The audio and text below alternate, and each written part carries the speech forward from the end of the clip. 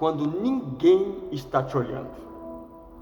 Olá, queridos irmãos, que a paz de Cristo Jesus, que excede todo entendimento, esteja neste momento guardando o seu coração, o seu lar e a sua família. Aqui quem vos fala é o pastor Jeremias, aqui da IBS 128, e quero novamente compartilhar uma palavra com todos vocês. É claro que comecei aí com uma pergunta: quem é você quando ninguém está te olhando? Quem é você quando você está longe da sua congregação, longe do seu ambiente religioso, longe dos irmãos, longe do pastor, longe do seu líder? Quem é você? E é justamente nesse ponto que eu quero compartilhar uma palavra. Há um texto interessante no livro de Romanos. Paulo escreve uma carta aos Romanos e nós temos que entender que as cartas que Paulo escreve, tanto a Gálatas, Efésios, Filipenses, Colossenses, as cartas a Coríntios. Então nós temos que entender que as cartas que Paulo está escrevendo, é claro, com exceção daquelas que são específicas para uma pessoa, igual para Timóteo ou então para Filipe, mas tirando isso, as cartas que ele está escrevendo para a igreja que está em determinada cidade. Por exemplo, carta aos Romanos, carta endereçada à igreja que estava ali em Roma, ou seja, Romanos, capítulo de número 2, verso de número 24, escute isso, diz assim, como está escrito, o nome de Deus é blasfemado entre os gentios por causa de vós. Então, preste bastante atenção nessa palavra. Não é nenhum versículo isolado, peguei apenas um versículo que chamou a atenção. Ele está explicando ali, escrevendo uma carta. Em algumas Bíblias tem o título Os Judeus e a Lei. E ele chegou num ponto, como está escrito, o nome de Deus é blasfemado entre os gentios por causa de vós. Por causa de quem? Por causa da igreja. Ele escrevendo aos irmãos, a igreja que está em Roma. Então, pelo teor da carta, você percebe que alguns irmãos não estavam dando exemplo.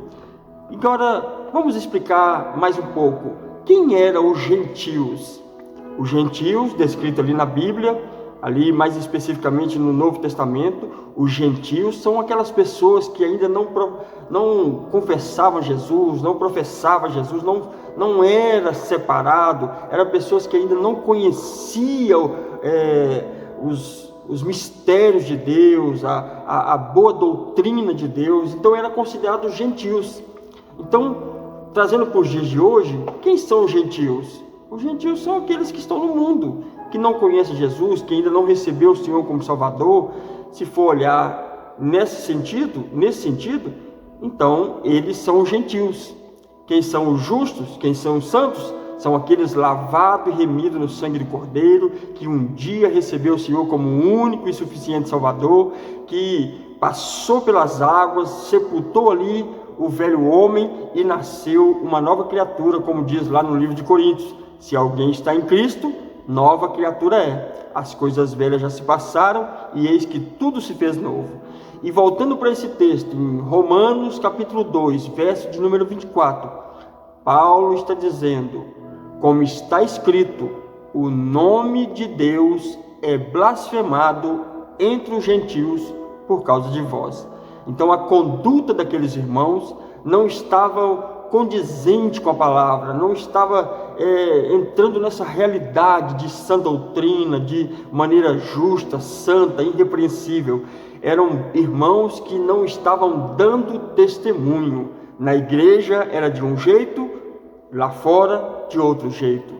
Na igreja era santo, mas lá no seu trabalho era pervertido, lá na sociedade não dava bom testemunho. Então as pessoas que estavam de fora, consideradas gentios, que não conheciam Deus, que não eram separados, a Bíblia está dizendo, Deus estava sendo blasfemado, ou seja, se a minha e a sua conduta não está de acordo com a palavra de Deus, o nosso testemunho lá fora é motivo de as pessoas que não conhecem blasfemar contra Deus. Então, qual é a instrução então, pastor? É voltar para as Escrituras, saber como viviam os primeiros convertidos. Lá em Atos capítulo 2, por exemplo, diz que os primeiros convertidos, eles tinham tudo em comum, estavam sempre juntos, estavam sempre em comunhão, repartindo pão, de casa em casa e no templo, louvando a Deus em nome de Jesus. Então, vamos revisar, vamos examinar, fazer um autoexame, saber como está a nossa conduta, porque na igreja ela é de um jeito e lá fora de outro, então há alguma coisa errada. Precisamos voltar para as Escrituras, comer esse fruto do Espírito Santo.